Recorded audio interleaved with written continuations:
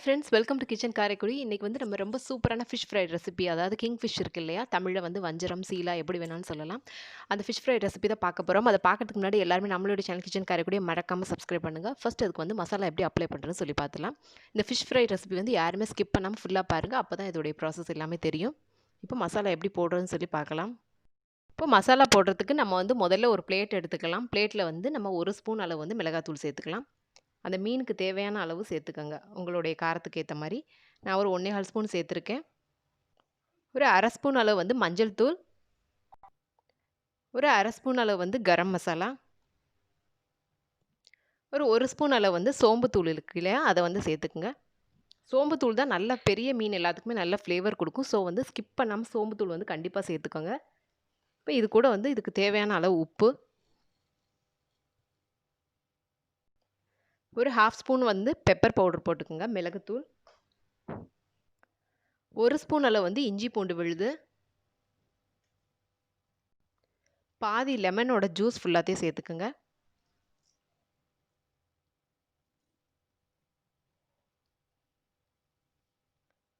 சேர்த்துட்டு இப்போ இது எல்லாத்தையுமே வந்து நல்லா மிக்ஸ் பண்ணி விட்டுறணும். தண்ணி ஃபஸ்ட்டு சேர்க்கக்கூடாது. ஏன்னா லெமன் ஜூஸும் இஞ்சி பூண்டு அதோடைய தண்ணி மட்டும் ஃபஸ்ட்டு வச்சு நம்ம மிக்ஸ் பண்ணிக்கணும். அப்புறம் பத்தலை அப்படின்னா லைட்டாக தெளித்து விட்டுக்கலாம். நல்லா திக்காக தான் இருக்கணும் பேஸ்ட், அப்போ தான் மீனில் வந்து பிடிக்கும். இப்போது பாருங்கள், மிக்ஸ் பண்ணியாச்சு. இது கூட நான் கொஞ்சமாக தண்ணி, ஒரு 5 6 சொட்டு வந்து தண்ணி சேர்த்துக்கிறேன். சேர்த்துட்டு இதை நல்லா வந்து கலந்து விட்டுறணும். கலக்கும் போதே வந்து நமக்கு காரம் உப்பு எல்லாமே கரெக்டாக இருக்கான்னு பார்த்துக்கிறணும். பத்தலைன்னா நம்ம சேர்த்துக்கலாம் அடிஷ்னலாக. பாருங்கள், மசாலா எல்லாமே நல்லா மிக்ஸ் பண்ணியாச்சு. இந்த அளவுக்கு வந்து பாருங்கள், மசாலா எல்லாமே நல்லா மிக்ஸ் பண்ணியாச்சு. இந்த அளவுக்கு திக்காக இருக்கணும். அப்போ தான் வந்து மீனில் ஒட்டும் நல்லா. நான் வந்து கலர் எதுவுமே சேர்க்கல. ஆர்டிஃபிஷியல் கலர் வந்து எவ்வளோக்கு எவ்வளோ அவாய்ட் பண்ண முடியுமோ சேர்க்காதீங்க. மேக்ஸிமம் நேச்சுரலாகவே செஞ்சு சாப்பிடுங்க.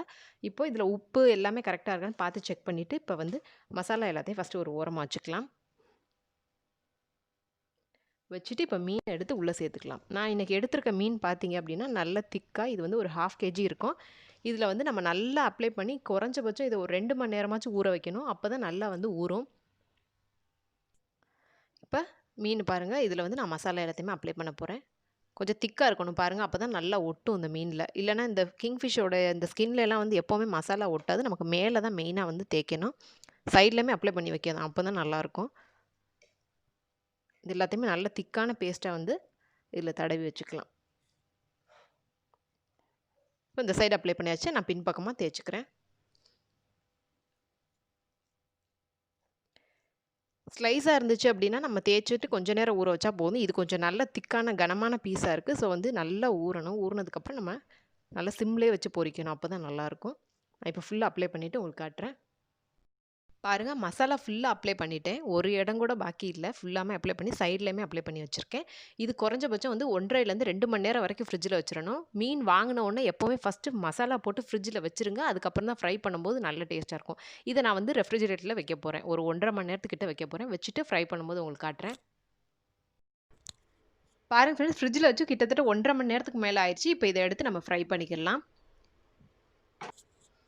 நான் வந்து ஒரு பேன் வச்சுட்டு, கொஞ்சம் பெரிய பேனாக இருக்கணும், அப்போ தான் நல்லா பொரியும். இதை வச்சுட்டு தேவையான அளவு எண்ணெய் ஊற்றிக்கிறேன். ரொம்ப டீப் ஃப்ரை பண்ணலை, கொஞ்சம் ஷாலோ ஃப்ரை மாதிரி தான் கிட்டத்தட்ட.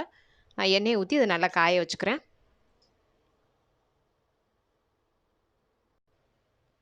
எண்ணெய் நல்லா காஞ்சிருச்சு. இதில் பாருங்கள், இந்த மீன் அப்படியே நான் பின்பக்கம் ஃபஸ்ட்டு மசாலா அதிகமாக இருக்கு இல்லையா, அந்த பக்கத்தை நான் ஃபஸ்ட்டு போட்டுக்கிறேன். போட்டுட்டு மிச்சம் அந்த பிளேட்டில் உள்ள மசாலா எல்லாத்தையுமே எடுத்து நான் இது மேலே லைட்டாக அப்ளை பண்ணிக்கிறேன்.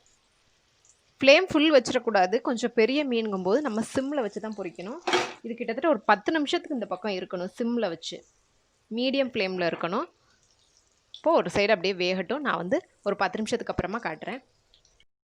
இதில் பாருங்கள், இந்த ஒரு சைடு வந்து கிட்டத்தட்ட ஒரு 10 நிமிஷம் ஆயிடுச்சு. நான் வந்து இதை திருப்பி போட போகிறேன். நல்லா வந்து அந்த ஃபேட் ஃபுல்லாக பாருங்கள் வெளியாகுது. இதை வந்து திருப்பிக்கணும்.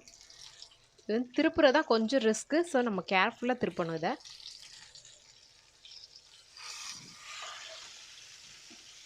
பாருங்கள், நல்லா மசாலா எல்லாமே உதிராமல் நல்லா ஒட்டியிருக்கு அதோட. இப்போ இந்த சைடு ஒரு 10 நிமிஷம் ஆகட்டும். அதுக்கப்புறம் ஃப்ரை பண்ணிவிட்டு எடுப்போம். அவ்வளோதான் ஃப்ரெண்ட்ஸ் பாருங்கள், இந்த பக்கமும் ஒரு 10 நிமிஷம் ஆயிடுச்சு கிட்டத்தட்ட. நல்லாவே பொரிஞ்சிருச்சு சிம்மில் வச்சு பொரிச்சனால. நம்ம வெந்துருச்சான்னு செக் பண்ணுறதுக்காக ஒரு கத்தி எடுத்து நம்ம இந்த கனமான சைடு இருக்கு இல்லையா, அந்த சைடு நம்ம உள்ளே விட்டுட்டு இப்படி எடுத்து பார்த்தோம் அப்படின்னா கொஞ்சம் ட்ரையாக வரணும். உங்களுக்கு வேகாமல் இருந்துச்சு அப்படின்னா ரொம்ப ஈரமாக இருக்கும் ஒரு மாதிரி. கொஞ்சம் ட்ரை ஆகிடுச்சுன்னா நல்லா வெந்துருச்சுன்னு அர்த்தம். ஸோ அவ்வளோதான், இதை வந்து நம்ம சர்வ் பண்ணிடலாம். பிடிச்சிருந்தா கிச்சன் காரைக்குடி சேனலை மறக்காமல் சப்ஸ்கிரைப் பண்ணுங்கள், ஃப்ரெண்ட்ஸ் கூட ஷேர் பண்ணுங்கள், லைக் பண்ணுங்கள். தேங்க்யூ, பாய்.